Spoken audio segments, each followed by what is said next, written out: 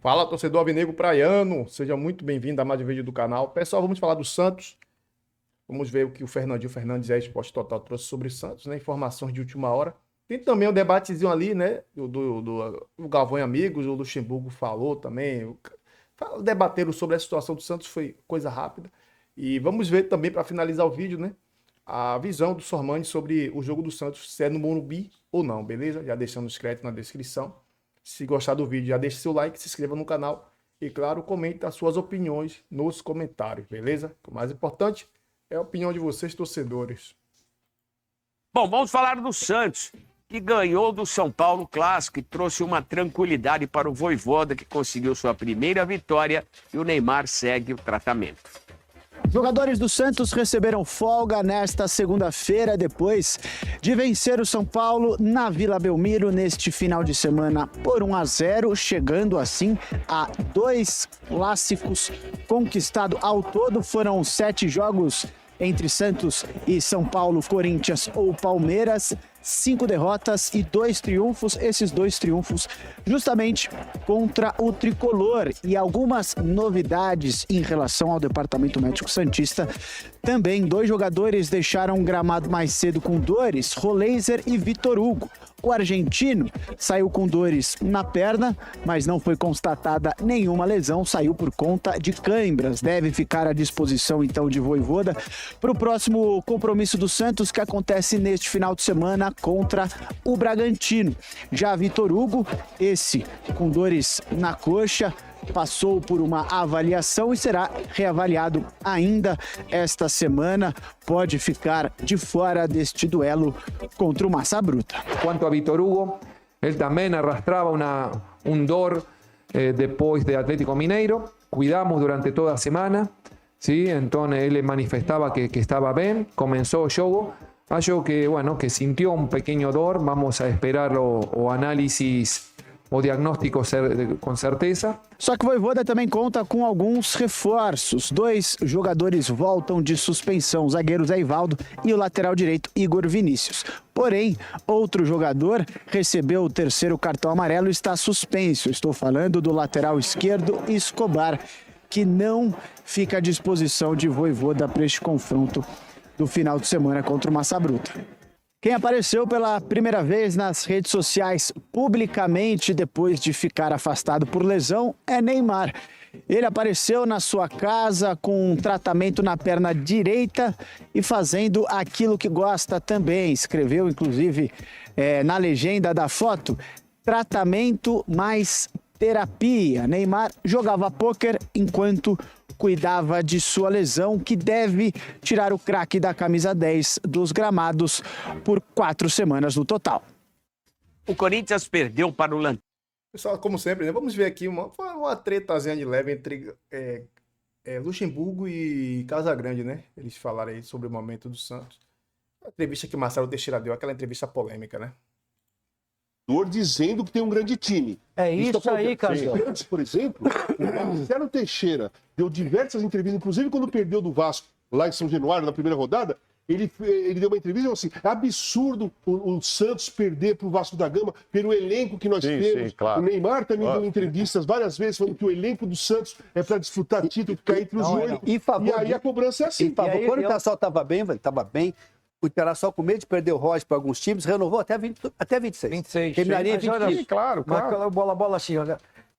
O time internacional, o Roger, tá certo? Claro que ganhou em casa, jogou sem o Neymar vai ficar, agora a gente não vai ter mais aquela discussão se o Neymar vai ser convocado ou não, dia 1º, já agora é oficial, convocação para os amistosos Coreia e Japão. Essa convocação vai acontecer no dia 1º e a gente não vai mais questionar o Neymar, porque ele vai ficar um mês sem jogar, então evidentemente não estará nisso. Mas ontem ganhou lá, debaixo de muita chuva, o São Paulo também, poupando o time para todo mundo, né? A decisão que tem, né? Poupou todo mundo. O goleiro foi até estranho, que poupou e levou para lá para ficar no banco. Parece que goleiro prefere ficar treinando, porque aí ele perde um dia antes, perde um dia depois, então também não entendi. Poupou, mas levou para lá. Se eu fosse um treinador, não sei, eu nunca fui treinador, os dois foram. Se eu fosse um treinador, o meu goleiro titular ia jogar. Porque eles perdem muito rápido o tempo de bola. E se Ontem, não fosse, por exemplo, você não coloca o goleiro para jogar. Você pode, Você pode colocar os 10 reservas em campo, mas o goleiro titular eu coloco Agora, pra jogar. você imagina o seguinte, vou nessa bola aí. Mas se o goleiro titular se machuca, tem que botar o que não tá jogando. Quarta-feira. Então, ontem, né? Não. Mas se bola. Quanto o titular, aí ele machuca. Se você machucar, fica em casa na televisão. Futebol hoje vale tese pra qualquer lado. Pode se machucar no treino. Não, mas vale tese. Na casa dele e torcer o tornozelo. Eu acho assim, cara, se o jogador dentro do campo de futebol, é inerente a uma lesão. Se não quer se machucar, fica em casa vendo TV, cara. Porque ficou no campo de futebol, vai se machucar. Sim. O que eu acho assim, cara, por exemplo, eu fiz isso, eu tirei o Cássio fora. Mas eu tirei o Cássio fora pra botar o que foi pro Palmeiras agora? Volta, Carlos Miguel. Carlos Miguel? Carlos Miguel. Porque eu queria projetar o Carlos Miguel para uma substituição do Cássio no futuro. Sim.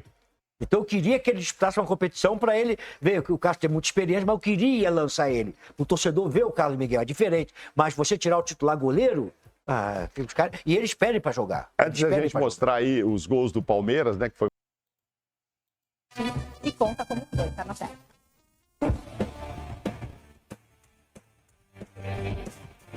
Não adianta procurar um titular do São Paulo aí, porque Crespo não escalou nem o goleiro Rafael pro clássico contra o Santos. E achou que merecia levar um pontinho para casa, viu? Hoje foi um jogo fechado. Muito fechado, difícil. Um pequeno detalhe a favor deles poderia tranquilamente ter na gente e ganhar. Mas acho que era um jogo de empate. Também não adianta procurar o Neymar no gramado. Ele até foi à Vila, mas ficou lá no camarote só na torcida. Ese mismo día que antes de machucar, eu veía un Neymar feliz, estaba sin problemas. Entonces, bueno, son las cosas que tem la vida e o futebol. Aliás, tirando essa cabeçada de Zé Rafael que Young espalmou, não teve mais nada de muito interessante até o intervalo. Crespo, então, começou a colocar alguns titulares no jogo e a consequência foi o gol do Santos. Pois é, ironia do destino ou não, foi logo após as substituições são-paulinas que Roleiser achou espaço para cruzar da direita. De cabeça, Guilherme mandou para a rede, um gol que também aliviou um pouco da pressão sobre o atacante, hein? A parte final teve a famosa trocação, com oportunidades dos dois lados. E até o goleiro São Paulino foi pro ataque para tentar tirar o 1-0 do placar, mas não teve jeito. Essa foi a primeira vitória do Santos sob o comando de Juan Pablo Vojvoda. E o Peixe agora dá um salto na tabela, se distancia um pouquinho da zona do rebaixamento, se concentra agora para pegar o Red Bull Bragantino só no domingo que vem, uma semana todinha livre para continuar trabalhando. No vamos a esconder onde está Santos, mas también sabemos que o Santos va a exigir siempre mirar para cima, você me van a exigir mirar para cima, o misma camisa va a exigir eso, mas também sendo realistas, isso sim. Já o São Paulo de Crespo tem o jogo do ano na quinta-feira contra a LDU pela Libertadores. Pelo Brasileirão, o time volta a campo só. Me pareceu justa, literalmente falando, e nos dois sentidos. Justa porque foi uma vitória magrinha de 1-0 e justa porque o Santos mereceu, aproveitou melhor a oportunidade. São Paulo, se com o time titular já está sofrendo com a ausência de jogadores importantes machucados, imaginem só o time reserva. Né?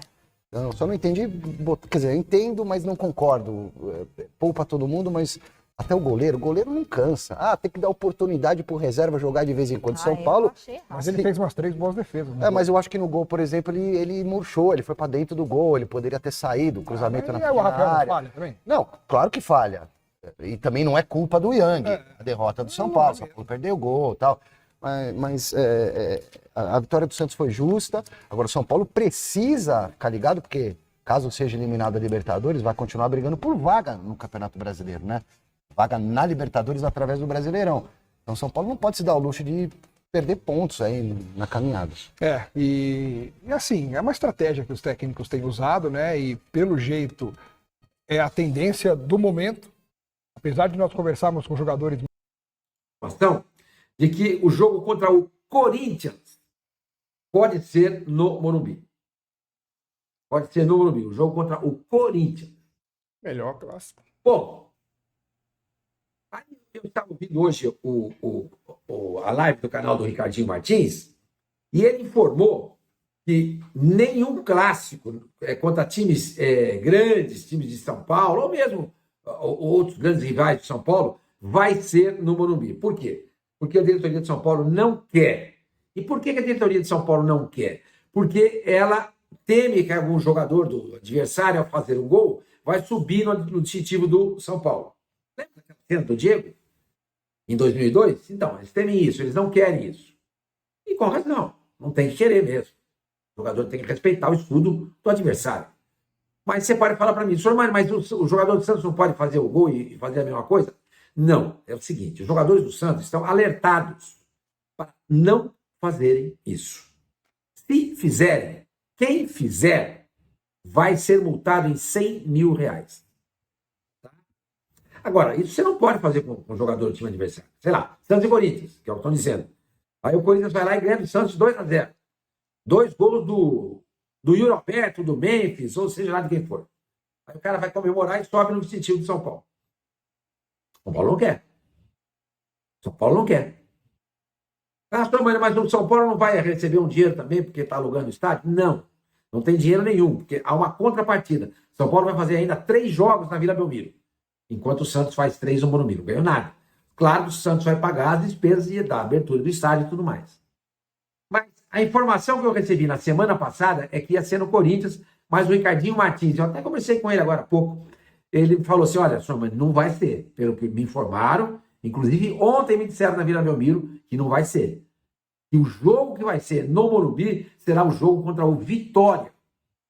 Aí não tem esse risco. Vai ser contra o Vitória. Então, voltando ao começo da nossa conversa, né? O Santos precisa jogar em estádios grandes. É ridículo você ter uma renda, ou um público, no caso, de apenas 12 mil e poucos torcedores, numa partida importante contra o São Paulo. Concordo, só mano. Nem estava cheio. Porque se tivesse lotado, caberia 14 mil pessoas. Não adianta, gente. A exceção desses 12, 13 mil torcedores que vão à Vila Belmiro, os demais não vão. Pessoal, é verdade. A gente lembra que contra o Ceará, foi um jogo dia de segunda-feira ou foi quarta? Foi segunda no Allianz Parque. O Santos fez jogo contra o Ceará de noite, dia de semana, e lotou. Foi 30 e tantos mil. E não lotou mais porque o Palmeiras aluga o estádio para show e tinha uma estrutura que atrapalhava de pegar mais torcedores. Então, eu acho que o Santos tem que ter um estádio maior, porque o Santos precisa arrecadar dinheiro, né? Para fazer o capital, né? Fazer dinheiro para ter dinheiro para comprar jogadores, para pagar também, né? Despesas dentro do time, né? Como funcionários e tal. Então, um time que não tem receita de arrecadação sofre. O Santos, por exemplo, a gente pega aí o Vasco, o São Januário também. O São Januário também não pega tanto torcedores. E olha a situação do Vasco. Eu estava fazendo aqui um paradigma, mas você pega aí, ó.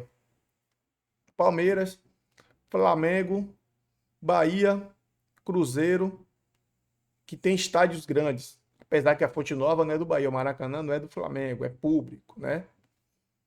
Morumbi, se eu não me engano, acho que é do São Paulo. O Pacaembu também é público, mas o Pacaembu não é mais aquele estádio que pega tantos torcedores.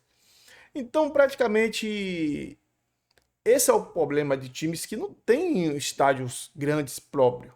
Sofrem muito com isso. Porque você quer entender, pessoal, que quem paga o ingresso é quem paga a despesa do time. E eu concordo plenamente com o Sormani, o Santos precisa jogar no estádio maior. Se não, faz uma reforma na Vila, aumenta. Não sei se vai chegar a 30, 40 mil. Acho que não tem como. Um problema também é você aumentar a capacidade de um estádio, e tem casas ao redor, né? Como é o caso da Vila Belmiro. Não é um local assim que tenha tanto espaço, né, para crescer, só se ali indenizar todo mundo, mas tem gente que não quer tirar a casa das pessoas e aumentar o estádio. Tem gente que não vai aceitar isso. E a semana do Santos vai ser de treino agitada. Vocês estão vendo que os treinamentos do Vojvoda tá dando resultado. Treinando muito. Eu fico aqui acompanhando aqui no canal do Santos. O Santos está treinando muito no Instagram, aqui no canal do Santos, né? TV oficial do Santos. Está treinando muito e agora esse jogo, um jogo dificílimo, né? Contra o Red Bull, também tem o Corinthians. Mas vamos por parte. Primeiro é o Bragantino. É um jogo difícil também. O Bragantino é um time ali de meio de tabela, né? Oitavo, sétimo. É um time forte. Não é um time fraco. Não é fraco. E o Santos precisa tomar cuidado com esse jogo, beleza? Ganhar é para 29 pontos, se afastar cada vez mais dessa zona. O Santos é para ficar ali em 18º colocado, tá bom demais. Não vamos ficar se iludindo. Ah, vai chegar, não vai. Vai. Vai ter muita água a passar debaixo dessa ponte. Vamos perder também com o Vojvoda, temos que saber que vamos perder, para depois não ficar já aqui, que tem que mandar embora o Vojvoda. Que é assim, o torcedor assim, perde um jogo, já quer mandar o cara embora. Alguns, né? Outros não. Eu apoio o trabalho do Vojvoda. Eu apoio, porque eu estou vendo aqui que o cara treina, e treina muito, não é que nem o Caixinha que dava 3, 4 dias de folga para os jogadores, não. O Vojvoda treina, de Caixinha não, a diretoria junto com o Caixinha, né? Mas parabéns aí ao Sormani pela informação, não posso deixar o vídeo correr todo, não vou mais trabalhar dessa forma, vou dar também a minha opinião, o vídeo vai ser curto como sempre está sendo, beleza? Espero que você tenha gostado, se gostou, se inscreva no canal, deixe seu like e comente as suas opiniões nos comentários. Até o próximo vídeo, pessoal. Se cuide aí. Ótima terça-feira.